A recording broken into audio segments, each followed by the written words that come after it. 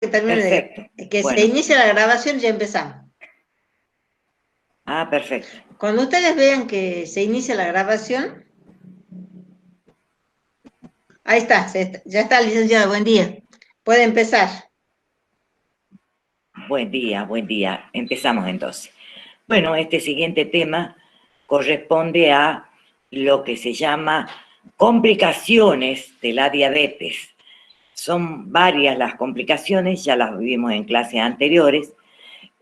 Hay múltiples complicaciones a nivel del corazón, a nivel de los riñones, a nivel de los ojos, a nivel cerebral. También se ve afectado el sistema neurológico y dentro de las complicaciones que, digamos, influye tanto las complicaciones del sistema cardiovascular como la del sistema nervioso, tenemos el pie diabético. La diabetes en el mundo, sabemos ya que es una pandemia creciente, ¿sí? Las consecuencias económicas de esta enfermedad será cada vez más importante, ya que se estima que para el año 2045 la cantidad de diabéticos en el mundo va a ascender a 700 millones de personas. Ya en estos momentos tenemos 463 millones de personas con diabetes.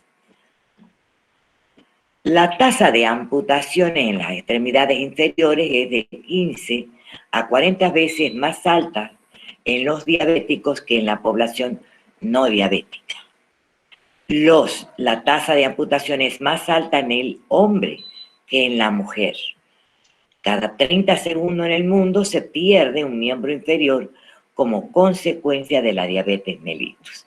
Miren ustedes la importancia de esta situación.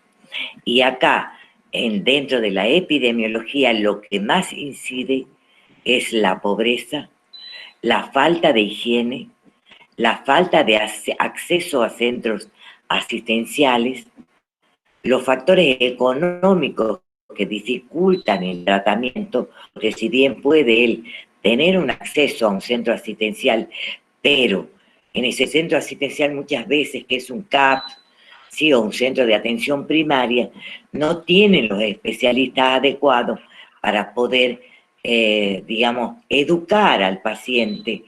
Y por eso es que es importante que ustedes conozcan los programas, ¿sí? Los programas de diabetes y de enfermedades crónicas no transmisibles en general que hay en la provincia y que se están desarrollando en los distintos hospitales.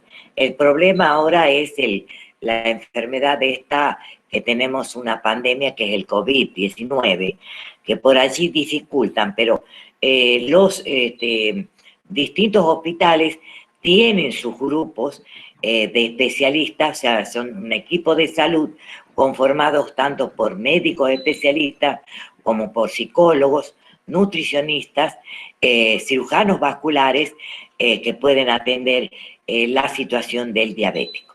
Así que tienen que informar a la población en general que tienen que acercarse a los hospitales que les queden a lo más cercano posible. Los de la capital de Tucumán están con los programas implementados ya desde hace varios años. Bueno, todos estos factores, estábamos viendo recién, produzcan las úlceras y esas úlceras van a llevar a la amputación del pie y son más frecuentes en los países en vías de desarrollo, o sea, en los países subdesarrollados. Uno de los nuestros es ese, un país subdesarrollado. Características de un pie de riesgo. Los factores de riesgo fundamentales y principales que pueden llevar a que un paciente pueda desarrollar un pie diabético, en primer lugar tenemos la neuropatía. Muchas veces la neuropatía ya está instaurada casi en el 80% de los casos cuando el paciente ya viene a la consulta porque tiene una lesión en el pie. Los traumatismos. Los traumatismos no solo se ocasionan porque, bueno, hemos tenido un accidente de tránsito o porque nos hemos caído de una bicicleta o de una moto. El calzado inadecuado, el calzado no apropiado, un calzado que, Por ahí las mamás les compran a los chicos un calzado de 2 números más, de manera que le dure 2 y 3 años al pobre niño. Y comenzamos con defectos ya digamos, ortopédicos o alteraciones ortopédicas de acuerdo al calzado inadecuado, ¿sí? Por allí también se nace ya genéticamente, venimos conformados de una manera específica, ¿no? Caminar descalzos, las caídas o los accidentes, ¿no? A veces un simple tropezón en un escalón o dar contra la pata de la mesa o de la silla o de un sillón puede ser causante de una úlcera en el pie. Pulsos débiles o ausentes en las extremidades, o sea, esto nos podría indicar que hay una alteración en la circulación vascular, ¿sí? O ya sea arterial o venosa. Lo que más nos aflige acá es la circulación arterial, aunque la venosa también incide mucho en la producción del pie diabético. La diabetes mellitus de más de 10 años de evolución, asociada a otras enfermedades que puedan afectar la circulación, como por ejemplo una insuficiencia respiratoria, como por ejemplo una enfermedad autoinmune, etc. Inicio de alteraciones de la ortopedia del pie, o sea, iniciamos por ejemplo cuando desconocemos incluso desde niños el calzado adecuado que tiene que tener, pero muchas veces los padres no tienen al alcance suyo el poder comprar un calzado adecuado. Observar siempre desde la niñez cómo pisa el niño, ¿sí? Observar desde el niño, por favor. Tener retinopatía, ¿sí? O sea, tener afectada ya la retina por la evolución o años de evolución de la enfermedad, tener nefropatía por los años también de evolución de la diabetes mellitus, la baja instrucción del paciente es otro factor que de riesgos de producción de pie diabético, personalidad irresponsable que no se adhiere al tratamiento, es un tabaquista o alcoholista. El alcoholismo y el tabaquismo son especialmente sustancias tóxicas que alteran la circulación sanguínea, tanto a nivel de la sangre como a nivel del vaso sanguíneo. La edad avanzada y la presencia de úlceras previas, anteriores. Vamos a los conceptos fundamentales, los conceptos más importantes, porque hay muchos conceptos sobre pie diabético, pero elegí una que es muy importante, que es la última. Esta es, digamos, una explicación de lo que dice la Organización Mundial de la Salud. El pie diabético, dice, es el resultado de la interacción compleja de diferentes factores, principalmente metabólicos. O sea, tenemos una alteración metabólica a nivel de las proteínas, de las grasas, de los hidratos de carbono desde un inicio.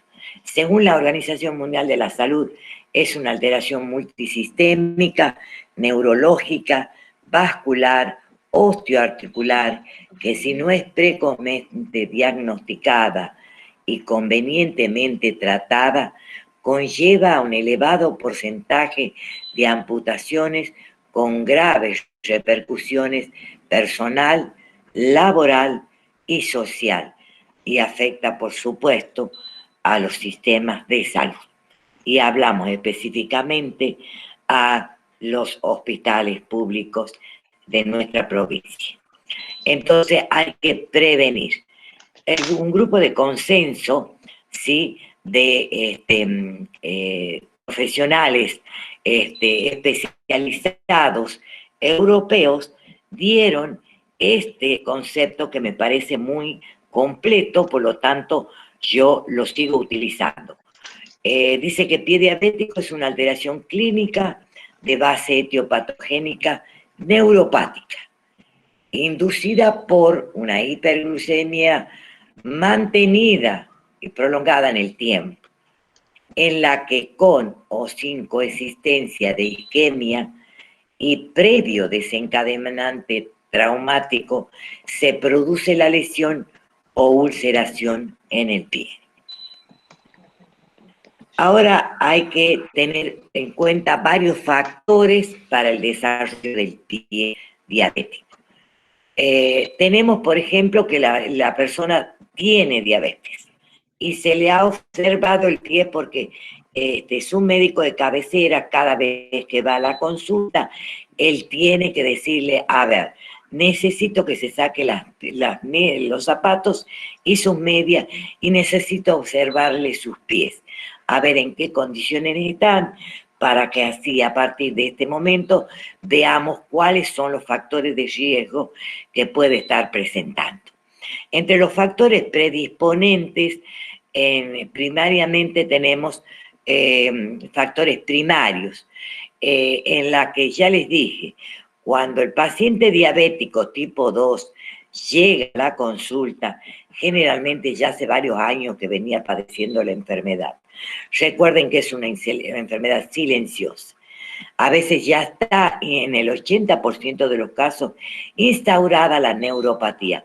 Ya vamos a ver qué es la neuropatía, es una alteración a la sensibilidad. Y también puede estar presente o puede presentarse posteriormente una alteración en los vasos sanguíneos. A eso puede llamarse micro o macroangiopatía. Y factores secundarios como ser artropatías, si todo esto va acompañado con una alteración ortopédica, ¿sí?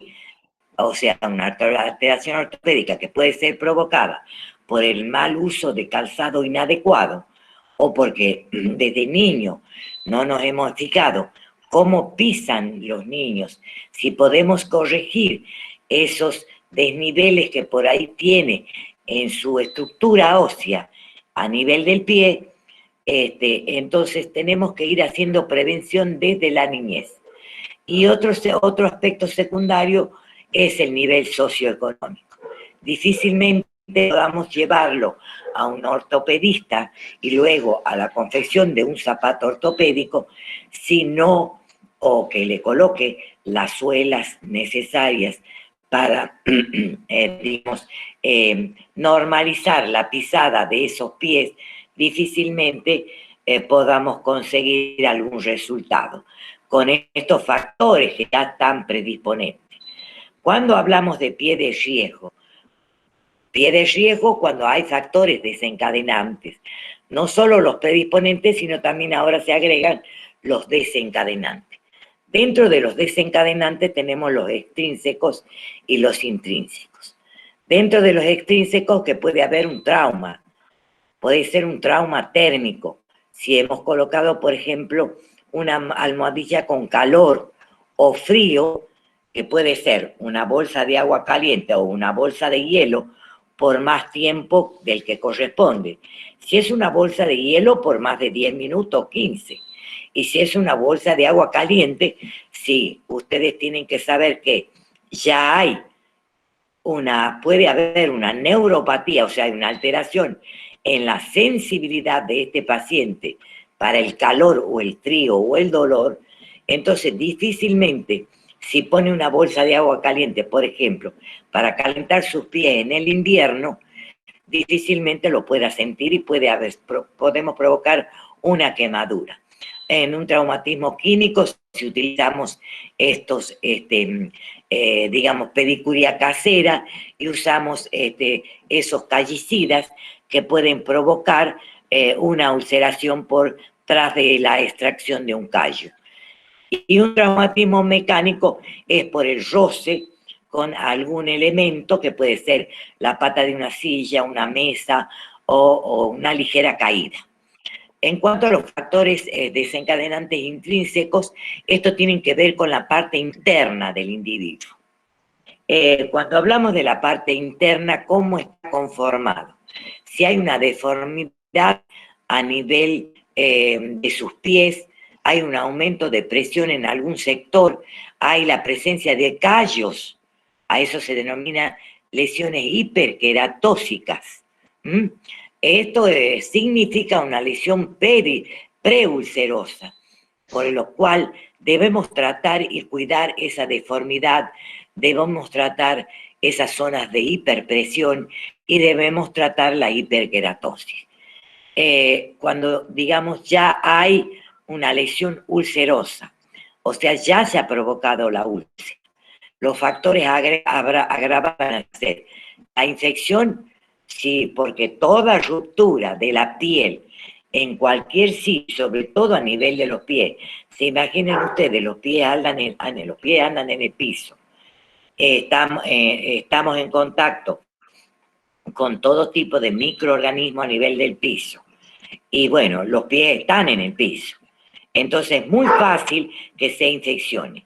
Y si a eso se agrega que hay una isquemia, o sea, una falta de llegada de oxígeno y sangre a ese nivel de los pies, bueno, difícil, también eso va a provocar una complicación en la lesión. Con respecto a la etiopatogenia del pie diabético, ya habíamos hablado a una macro o microangiopatía, una neuropatía y una arteriopatía, que significa alteraciones en la ortopédicas del pie. Si hay una angiopatía, decimos que hay una disminución del aporte de oxígeno y nutriente a nivel periférico. ¿Qué quiere decir a nivel periférico? A nivel de las extremidades, ¿sí? Y sobre todo las extremidades inferiores, aunque también podemos encontrar lesiones o manos diabéticas, ¿no? Pero lo que más se afecta son las extremidades inferiores. Si hablamos de neuropatía, hablamos que hay una alteración a nivel a nivel sensitivo, autónoma o motora. Si está alterado la sensibilidad, decimos que hay una alteración en la sensibilidad al calor, al frío, al dolor. Si está alterada la sensibilidad autónoma, estamos hablando de una disminución de la sudoración, por lo tanto, la piel del paciente se va a tornar seca. Ustedes tienen que saber que el paciente diabético tiende a tener la piel seca a nivel de sus extremidades. Y si hay una alteración de la sensibilidad motora, ya hablamos de atrofia muscular, y esa atrofia muscular va a ocasionar deformidades a nivel de las prominencias óseas, y hay cambios en los puntos de apoyo. ¿Sí? Esos cambios de puntos de apoyo y la hiperpresión va a ocasionar hiperkeratosis, y lógicamente de la hiperkeratosis hay un paso a la lesión ulcerosa, a la infección y por supuesto después a la ulceración.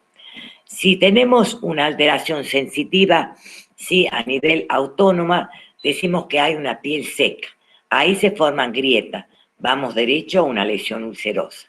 Si hay una alteración en la sensibilidad, no va a sentir la agresión externa, no va a sentir cuando pisa un vidrio o pisa un un clavo. Este paciente puede andar varios días con una tachuela o un vidrio o un clavo clavado en la suela de su zapato y no sentirlo. Y si hablamos de alteraciones a nivel periférico por una isquemia, ¿sí? O sea, dificultad para llegar a oxígeno y nutrientes a través de las arterias, y bueno, el paciente fácilmente va a entrar en una gangrena. Gangrena que significa infección. Gangrena con infección significa amputación. Bueno, como para dejar fijo cuáles son los factores fisiopatológicos que intervienen en la visión y desarrollo del pie diabético, son 4, pero a estos 4 le vamos a agregar un quinto, que es el déficit en la educación diabetológica. Déficit en la educación diabetológica, porque muchas veces el médico de cabecera no tiene tiempo para hacer educación. Para eso estamos los enfermeros, para hacer educación diabetológica y educación sanitaria de todos los aspectos necesarios para prevenir la aparición de la enfermedad. Si hablamos de neuropatía, ya sabemos que puede ser una neuropatía sensitiva, motora o autónoma. Si hablamos de isquemia, es disminución, ¿sí? O alteración, ya sea en el vaso sanguíneo o en el interior de la célula, del vaso sanguíneo, que va a achicar ¿sí?, la luz de ese vaso sanguíneo y va a dificultar el paso de la sangre con oxígeno y nutrientes que necesitamos a nivel de las extremidades. Y si hablamos de un factor ortopédico, hablamos de una alteración en el apoyo, una alteración, un pie plano, un pie que va a estar deformándose hasta llegar a lo que vamos a ver, el pie de Charcot.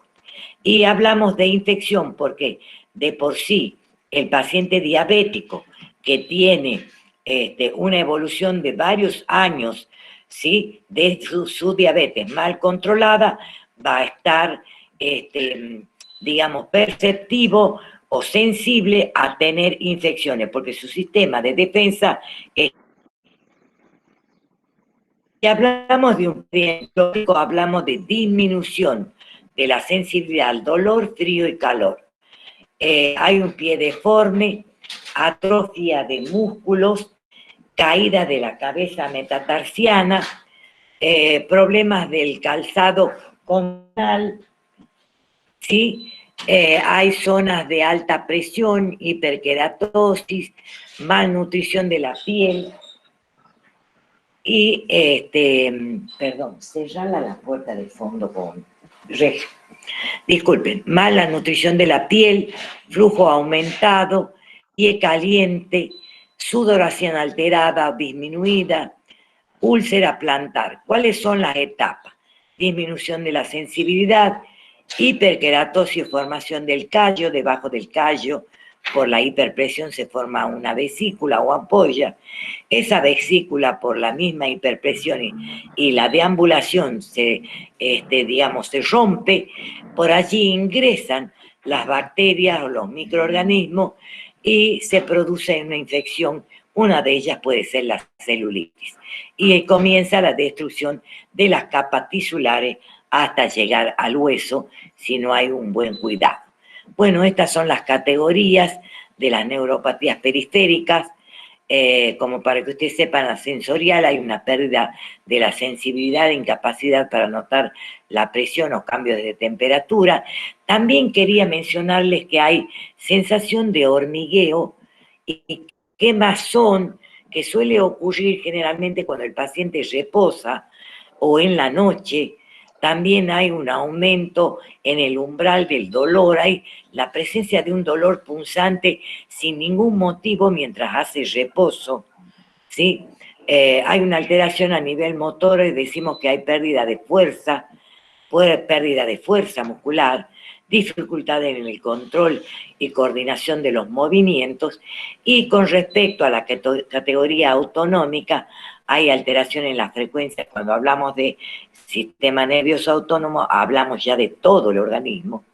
Entonces, hay alteraciones a nivel del sistema cardiovascular, hay alteración a nivel del sistema de aparato digestivo, hay alteraciones a nivel del sistema del aparato urinario, hay alteraciones de la libido, hay alteraciones neurológicas.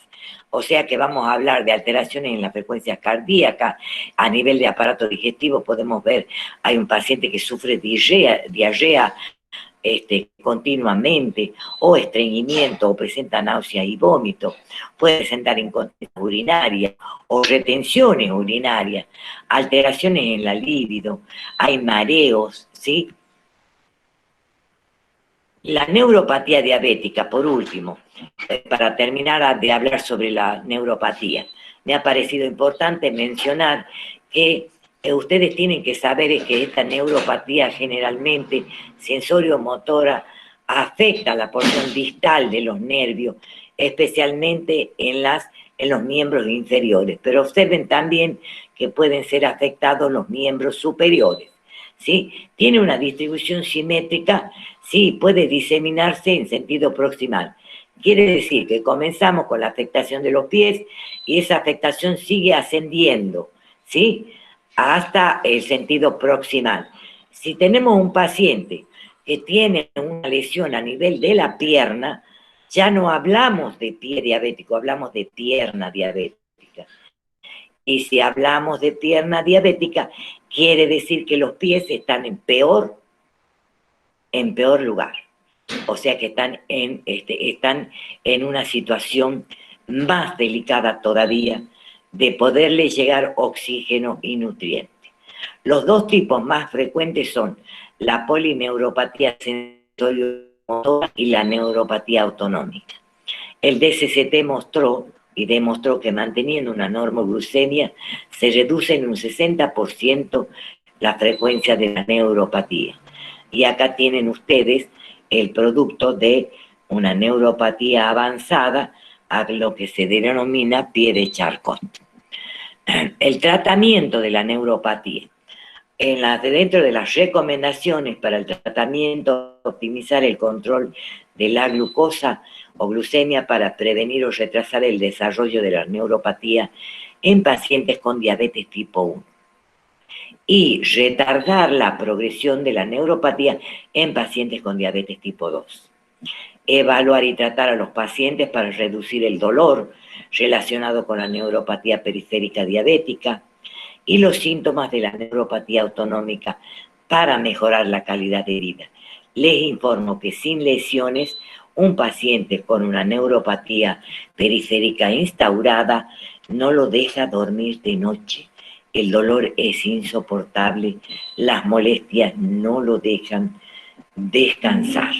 Así que para eso hay medicación apropiada que la va a indicar el médico. Entre ellas tenemos la pregabalina o duloxetina, que se recomienda como inicial en el tratamiento farmacológico para el dolor neuropático en el paciente diabético.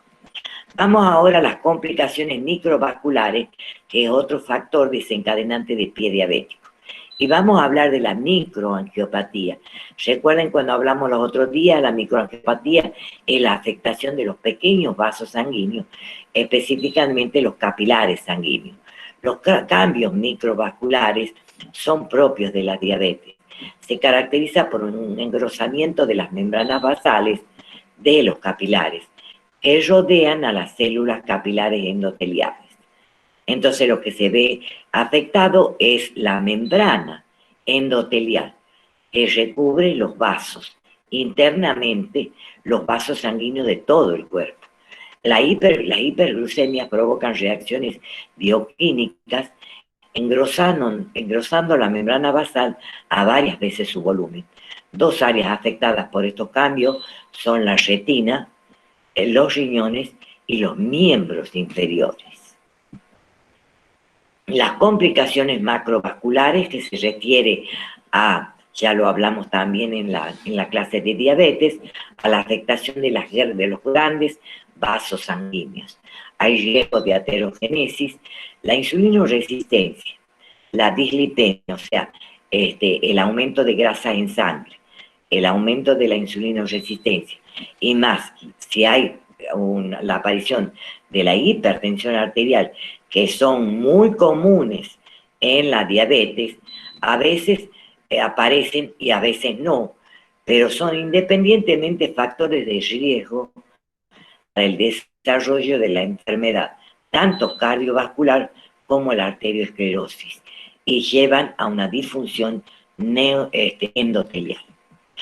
En el pie isquémico podemos observar la piel fría, lisa, sin vello. Observen ustedes que más o menos hasta la media antepierna, ¿sí? A nivel medio de la región tibio-peronea, el paciente no presenta vellos, ¿sí? Ningún tipo de vellos. Hay una circulación reducida, hay una ausencia de los pulsos, el color es pálido, rojo, puede ser pálido, rojo, oscuro o azulado. El dolor es típico del paciente con un pie isquémico. Hay una claudicación intermitente, es el paciente que sale a caminar y a los 50 metros se para, mira para todos lados, se le denomina mirador de vidrieras. Porque es como que se para, como distraído para ver, aunque sea las vidrieras, hasta que le calma el dolor y poder seguir caminando. Muchas veces ese dolor puede aparecer en pleno reposo y eso es ya más grave. Puede ocurrir gangrena con pocos síntomas. Factores de riesgo del pie isquémico, ¿sí? O de la enfermedad vascular periférica es el tabaquismo, la hipertensión arterial, la dislipidemia, el sedentarismo, la obesidad, la microalbuminuria y el hiperinsulinismo. Los riesgos, los traumatismos. Si, por ejemplo, el paciente tiene una neuropatía y a eso se agrega una enfermedad vascular periférica, ¿sí? No va a sentir el cuerpo extraño. Por eso es importante que antes de colocarse el calzado, el paciente diabético revise su calzado en el interior, porque puede haber ingresado un botón, qué sé yo, un clavito, una tachuela, un botón, una moneda, lo que sea que pueda caer en el interior de su zapato. Tienen que saber que tiene disminuida la sensibilidad al dolor, al frío y al calor. Por lo tanto, tienen que revisar diariamente el calzado antes de colocárselo. La mala higiene. La gente no entiende la importancia del baño diario. Y al baño diario debe aumentarse, ¿qué cosa? El lavado de los pies. El lavado de los pies con agua tibia, nunca el agua caliente. Probar primero con nuestras manos a nivel del dorso interno de la muñeca la temperatura del agua y el uso de mantas eléctricas para calentar la cama, ojo, o el uso de mantas demasiado pesadas que puedan ocasionar lesiones a nivel de los pies o piernas o dedos. Acá tienen la figura de una necrosis, ¿sí? Una herida vascular periférica, hay una isquemia y la isquemia ha producido la necrosis y muerte de el segundo dedo y de la mitad del quinto dedo. Esos pacientes van directamente ya a amputación, difícilmente puedan salvarse. Y después tenemos el factor ortopédico. El pie, ya dijimos, es una estructura, no lo dijimos, es un soporte, transporte, amortiguación y adaptación. El 80% de las personas tiene alguna alteración en el apoyo. Y los diabéticos entran en esta estadística. Agravado por la neuropatía, es fundamental para la deformación, para que aparezcan las deformaciones.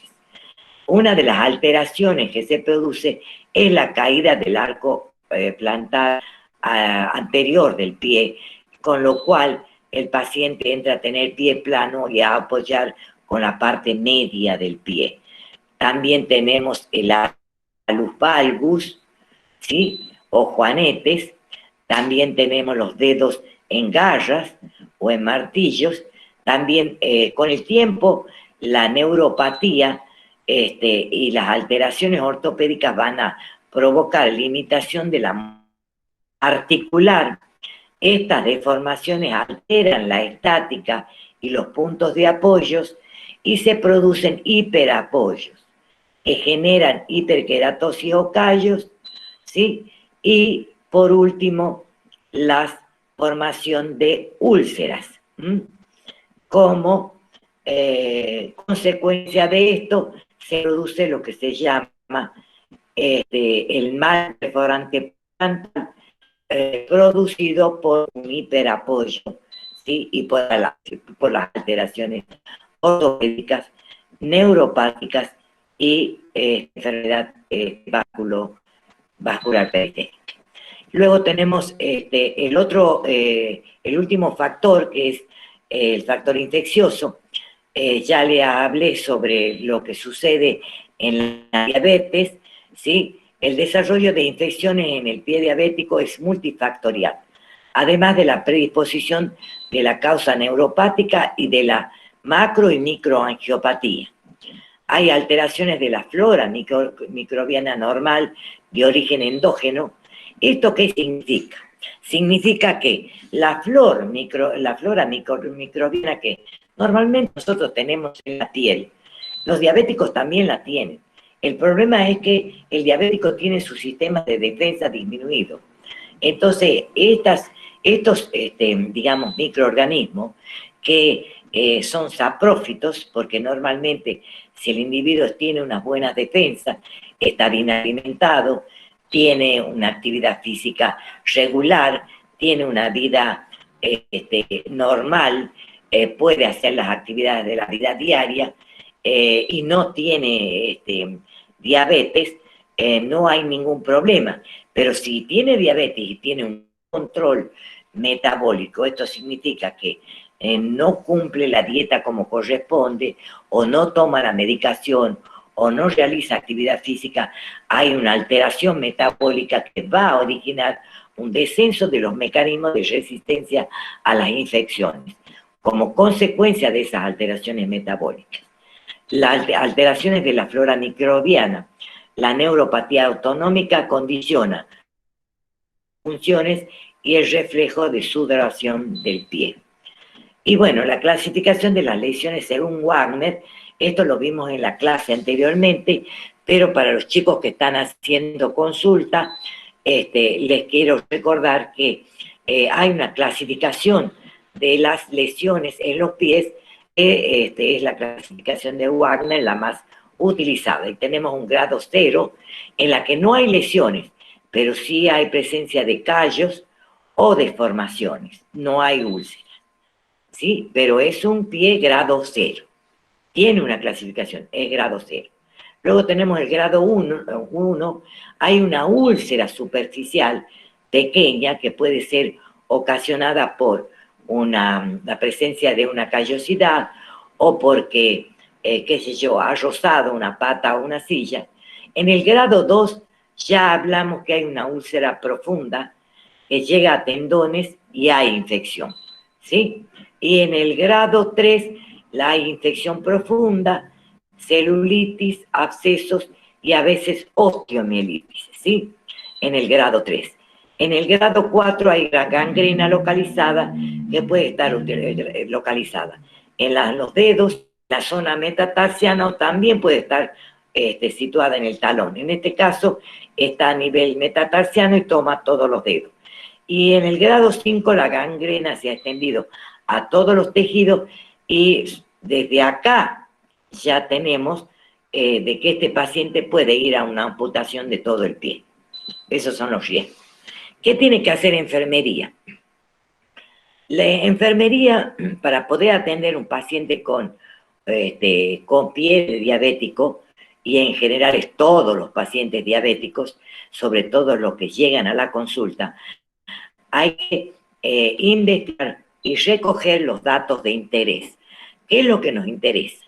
Saber si es diabético, si es hipertenso, cuántos años de diabéticos tiene, y si es hipertenso, cuántos años de evolución de hipertensión arterial, si hay dislipemia también, o sea, presencia de alteraciones de los niveles de grasa en sangre, como ser colesterol, triglicéridos, si el paciente está recibiendo insulina o qué tipo de tratamiento está recibiendo.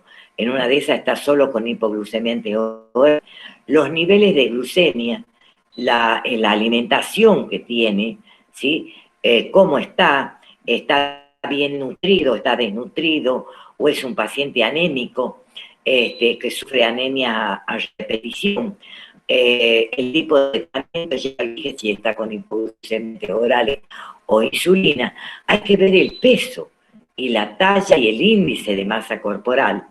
Si el paciente es tabaquista o es alcoholista o usa algún tipo de droga, ejercicios, si realiza actividad física, hipertensión, el tipo de ocupación o oficio. Si es un paciente que, supongamos, trabaja en una oficina de sentado, no es lo mismo que aquel paciente que tiene, por ejemplo, que un profesor de educación física, ¿sí? Que tiene que salir a hacer atención, hacer actividad física con sus alumnos, o aquella persona que tiene que, por ejemplo, trabaja en la municipalidad, por ejemplo, y tiene que ir a cavar fosas, o colocar postes, o hacer un cordón cuneta, o trabajar en la construcción de un camino.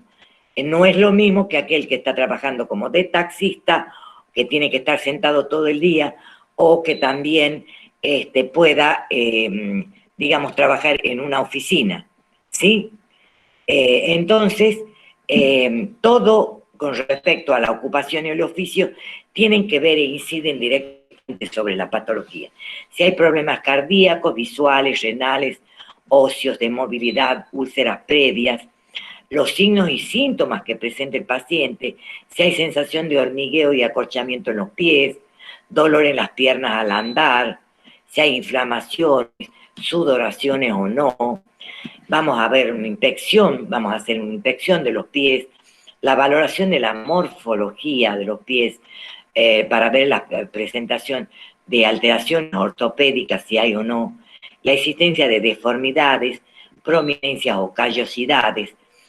Acá tenemos una pedigrafía que nos indica cuándo es un pie normal, cuándo es un pie cabo y cuándo es un pie plano que tiene vencido el arco plantar. Acá tienen ustedes un pie plano. Este paciente puede hacer una callosidad a este nivel y hacer un mal perforante plantar. Las pequeñas fracturas que se producen en el paciente diabético porque hay alteraciones ortopédicas o por la escasa movilidad, el paciente puede ir a una osteoporosis y se producen microfracturas que son indoloras. Recuerden que está el paciente con una neuropatía. Se producen microfracturas que va a llevar al paciente a una artropatía de Charcot, y acá está definida. Una deformación total del pie, ¿sí? Que a veces es imperceptible y el paciente camina, y bueno, camina pero no siente dolor, recuerden ustedes, por la neuropatía. La presencia de alus valgus, dedos en garra, observen ustedes las callosidades al nivel superior de la articulación interfalángica, ¿sí? Dedos en martillo, observen ustedes cómo el segundo dedo cabalga sobre el primer dedo, esto se llama cabalgamiento también. Para todo esto hay tratamiento. Lo importante es saber, conocer y aprender. Para eso hay una especialidad también, chicos, ¿no? Valoración del pie por enfermería. La anamnesia, en primer lugar el interrogatorio, que lo vimos anteriormente, ahora el examen físico.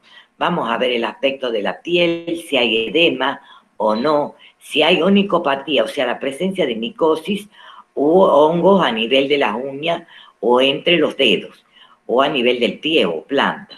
Trastornos de la alineación de los dedos, trastornos estructurales, pérdida de la almohadilla plantar. Esto es característico del paciente cuando ingresa, digamos, se instaura la neuropatía. La temperatura, si está frío o caliente, nos va a indicar si está con la enfermedad vascular periférica o no, si está solo con una neuropatía. Para ello también hacemos un examen neurológico. Se hace una exploración instrumental, se hace un test de sensibilidad superficial o cutánea con el monofilamento de Siemens-Weinstein. Test de sensibilidad vibratoria con el diapasón. Se hace una valoración del reflejo aquilio con el martillo de percusión.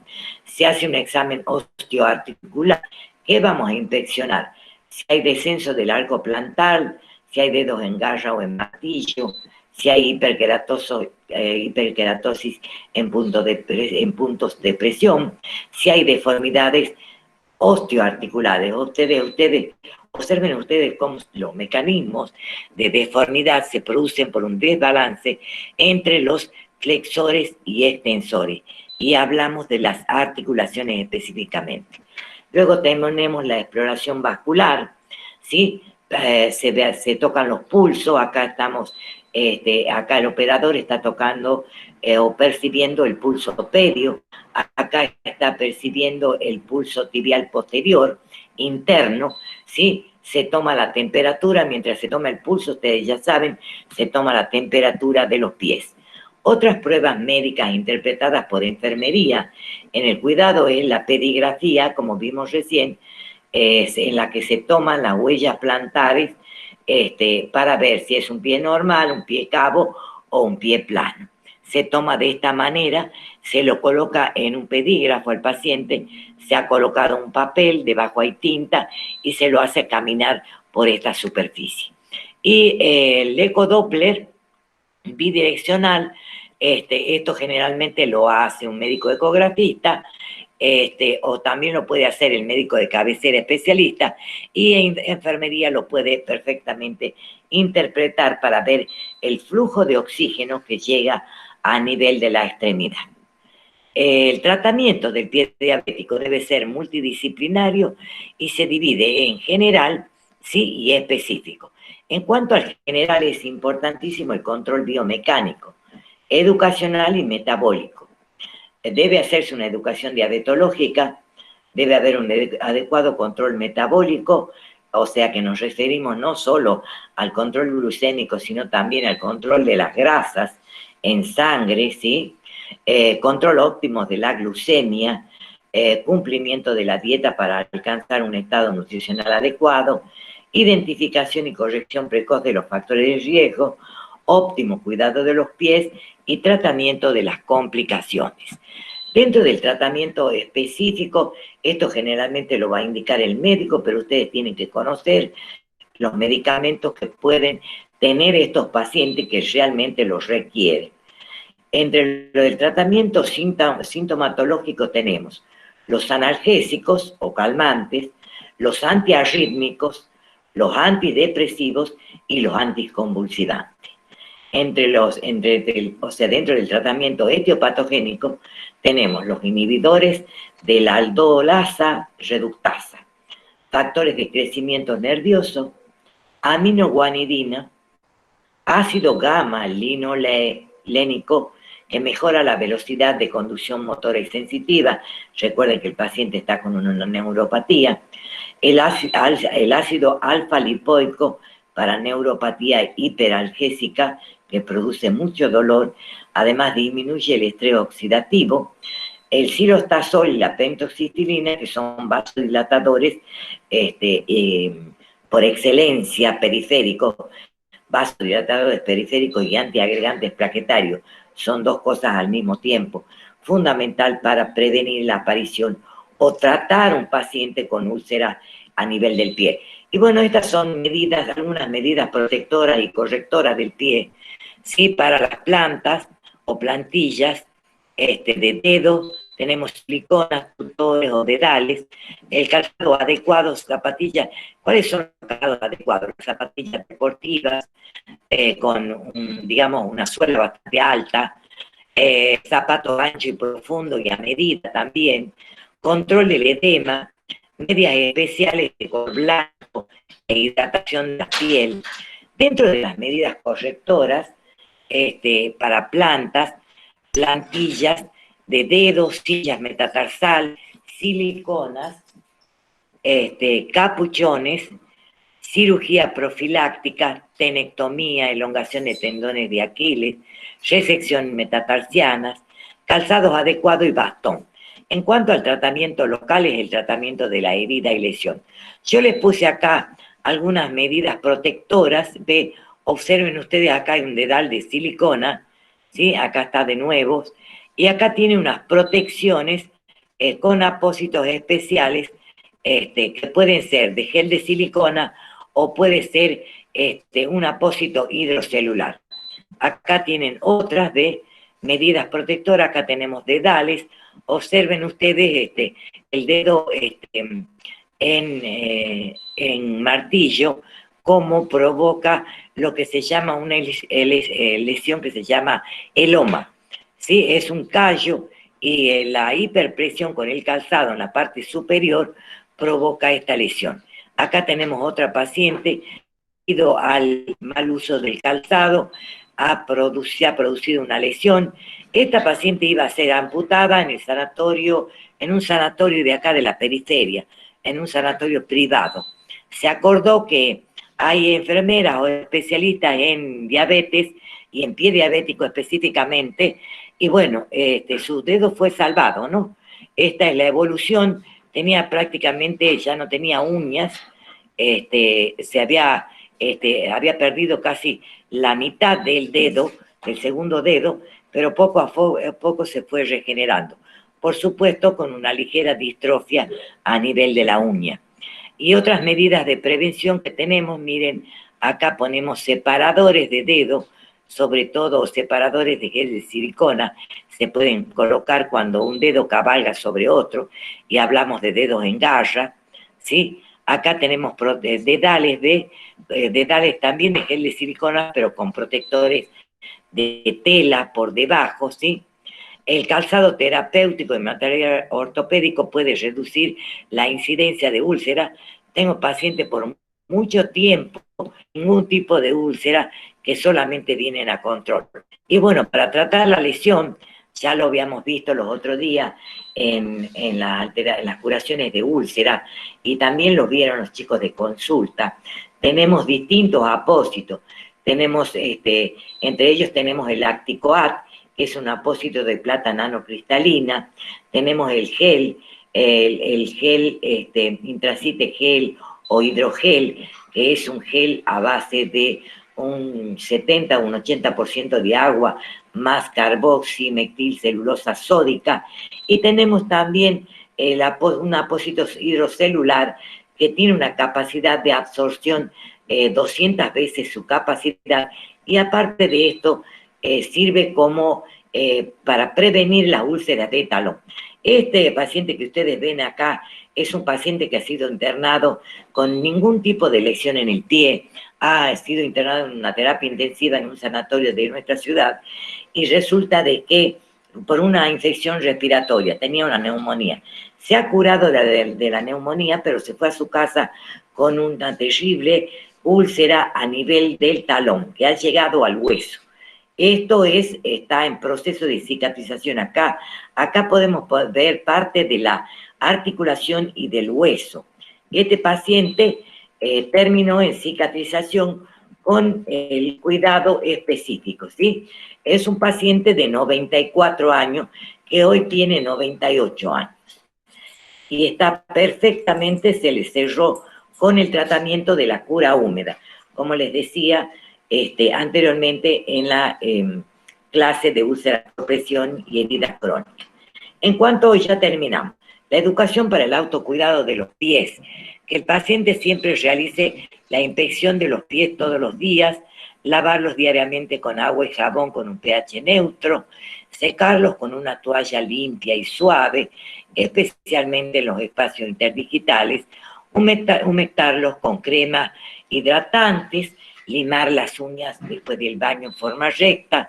Si no puede cortar sus uñas, debe solicitar la ayuda de un profesional de la salud, concurrir a la consulta si presenta cualquier tipo de infección, si tiene los pies fríos, continuamente consultar con el médico si hay grieta, si hay calambre o dolor, si tiene áreas de un color de la zona que no es normal. Las recomendaciones, no solo el control glucémico, la dieta y el control de peso, la actividad física y la medicación son suficientes para prevenir las lesiones en los pies del diabético. Es primordial enseñarle al paciente, y no solo al paciente, a la familia del diabético en general, a que se realice y que ayudarlo a realizarse un control diario de los pies, y ante cualquier cambio hacer las consultas inmediatas para evitar las complicaciones. No pasar demasiado tiempo. Quiero que recuerden algo. Si un paciente de larga data que tiene diabetes de muchísimos años y ya tiene una lesión en el pie, o por ejemplo, puede ser una ligera, ruptura o grieta a nivel entre los dedos o a nivel del talón, cuando se infecta y han dejado pasar demasiado tiempo, a veces solo en 48 horas puede ir a la amputación. Bueno, chicos, eso es todo. Muchas gracias por la atención. Estoy disponible para las preguntas que quieran hacer. Muy linda su clase, licenciada. Ahora yo Muchas gracias. detengo la grabación y empezamos con las preguntas. Ya hay unas Bueno, acá. Si usted quiere, saque la